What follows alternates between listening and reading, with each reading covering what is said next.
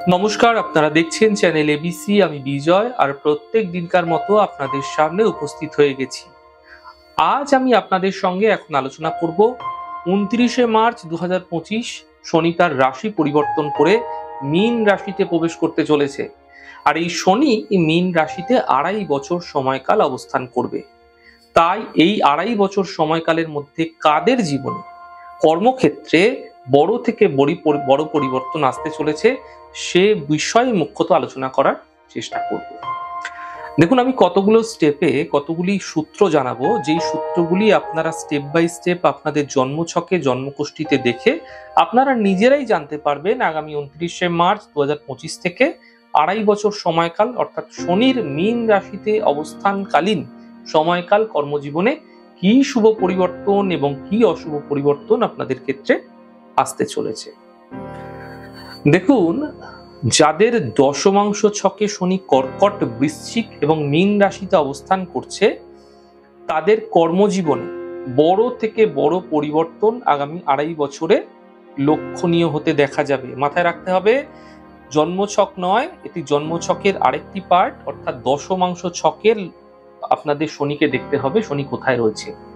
যারা চাকরি করছেন তাদের চাকরি থেকে ব্যবসায় প্রবেশ, নতুন কোনো কর্ম শুরু, চাকরিতে প্রমোশন, নতুন কর্মপ্রাপ্তি এগুলি দেখা যেতে পারে। অর্থাৎ বড় পরিবর্তন, মেজর কোনো পরিবর্তন হতে দেখা যেতে পারে। এক্ষেত্রে আপনাদের মাথায় রাখতে হবে যে এই পরিবর্তন আপনার পক্ষে শুভ হতে পারে, আবার আপনার পক্ষে অশুভ হতে পারে। কিন্তু এই পরিবর্তন তখনই আপনাদের ক্ষেত্রে শুভ হবে যদি আপনার জন্মকুষ্ঠিতে বুধ, বৃহস্পতি, শনি 2, 6, 7, 10, 11 জোরালো সম্পর্কের মধ্যে থাকে। তাহলে দেখুন, এখানে শনি, বুধ এবং বৃহস্পতিকে এই কারণেই অত্যন্ত বিশেষ গুরুত্ব দেওয়া হয়েছে। তার কারণ হচ্ছে, দেখুন, শনি মীন রাশিতে যখন গোচর করছে তখন 3টি নক্ষত্রের ওপর থেকেই সঞ্চার করবে। অর্থাৎ প্রথমে সঞ্চার করবে পূর্ব ভাদ্রপদ নক্ষত্রের ওপর থেকে, তারপর উত্তর ভাদ্রপদ নক্ষত্রের ওপর থেকে এবং তারপরে রেবতী নক্ষত্রের ওপর থেকে। শনি যেহেতু কর্মকারক, তাই শনির গোচরে কর্মক্ষেত্রে বিশেষ প্রভাব অবশ্যই পড়তে দেখা যাবে। আর যদি দেখছেন বুধ, বৃহস্পতি, শনি আপনার জন্মছকে পঞ্চম, অষ্টম, দ্বাদশ অর্থাৎ 5, 8, 12 সম্পর্কিত হয়ে আছে, তাহলে তা 29শে মার্চ 2025 থেকে আগামী 2.5 বছরের জন্য আপনার কর্মক্ষেত্রের জন্য সমস্যাকারী হতে চলেছে। যার ফলে কর্ম চলে যাওয়া, কর্মক্ষেত্রে ছেদ, কর্মক্ষেত্রে ব্যবসা ক্ষেত্রে লস প্রবলভাবে দেখা যেতে এই সময়কালে দেখা যাবে। দেখুন, জন্মছকে বক্রী গ্রহ যদি বুধ, শনি এবং বৃহস্পতি দ্বারা দৃষ্ট থাকছে, তাহলে 29শে মার্চ 2025 থেকে আগামী 2.5 বছর সময়কাল কর্মক্ষেত্রে সমস্যা, ব্যবসা ক্ষেত্রে লস নিশ্চিতভাবে দেখা যাবে। অর্থাৎ দেখা যাচ্ছে আপনার জন্মছকে কোনো একটি গ্রহ বক্রী আছে, ধরুন শুক্র বক্রী আছে।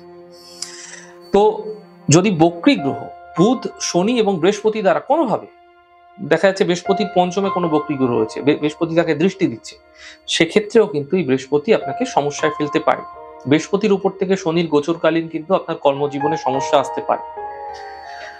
তো সেরকমই জন্মছকে বক্রী গ্রহ যদি বুধ, শনি এবং বৃহস্পতি নিজেই হয়, অর্থাৎ এই 3টি গ্রহের মধ্যে কোনো একটি গ্রহ, অর্থাৎ বুধ বক্রী, শনি বক্রী অথবা বৃহস্পতি, শনি, বুধ তিনজনেই বক্রী, এরকম যদি হচ্ছে, তাহলে এই 3 গ্রহের নবাংশের মধ্যে যে কোনো একটি নবাংশে যে গ্রহ অবস্থান করছে নবাংশ ছকে, তাদের দশা অন্তর্দশা কালীন দেখা যাচ্ছে 29শে মার্চ 2025 থেকে যদি আগামী 2.5 বছর সময়কালের মধ্যে তাদেরই দশা অন্তর্দশা থাকছে, সেক্ষেত্রেও কর্মজীবনে সমস্যা এবং ব্যবসাতে লস হতে দেখা যাবে।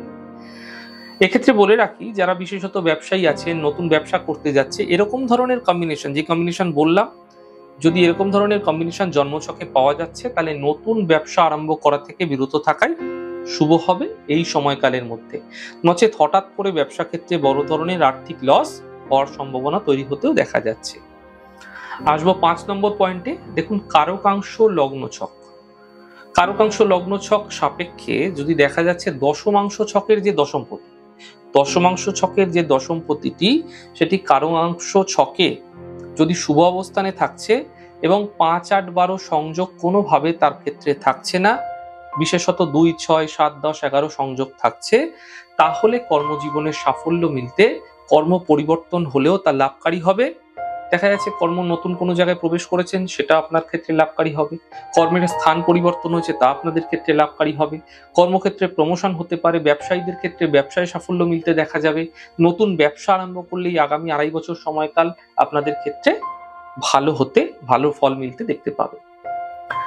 সেরকমই 6 নম্বর পয়েন্টে বলবো যে যখন জন্মছকে যে আত্মকারক গ্রহ এবং অমাত্মকারক গ্রহ দুটোকেই দেখতে হবে। আত্মকারক মুখ্যত ব্যক্তির ইচ্ছাকে নির্দেশ করে থাকে, কিন্তু অমাত্মকারক কর্মকে নির্দেশ করে। তাই আত্মকারক এবং অমাত্মকারক এক্ষেত্রে দুটি গ্রহকেই দেখতে হবে।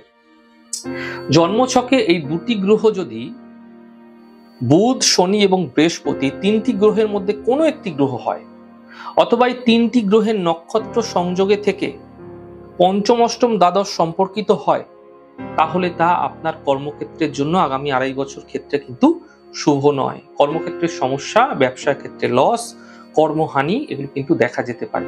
কিন্তু যদি এই প্ল্যানেটগুলি যদি দেখা যাচ্ছে বুধ, শনি এবং বৃহস্পতির সঙ্গে সংযোগ স্থাপন করে আছে এবং 2, 6, 7, 10, 11 সম্পর্কের মধ্যে থাকছে, তাহলে কর্মক্ষেত্রে প্রমোশন, ব্যবসায়ীদের ব্যবসায় সাফল্য, নতুন ব্যবসা আরম্ভ হতে দেখা যেতে পারে।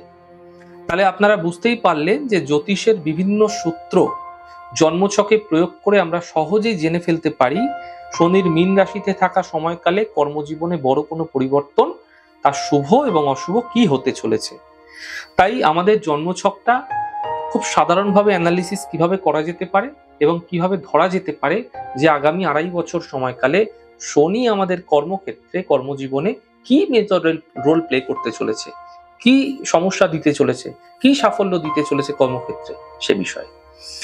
তো এছাড়া এই বিষয়টাকে বাদ দিয়েও যদি সঠিকভাবে আপনারা আপনাদের জন্মকুষ্ঠী, জন্মছক অ্যানালিসিস করাতে চাইছেন, তাহলে নিচে দেওয়া স্ক্রলে যে নাম্বারটি যাচ্ছে 7003134009 আমার সাথে সরাসরি যোগাযোগ করে আপনাদের ছক অ্যানালিসিস করাতে পারেন।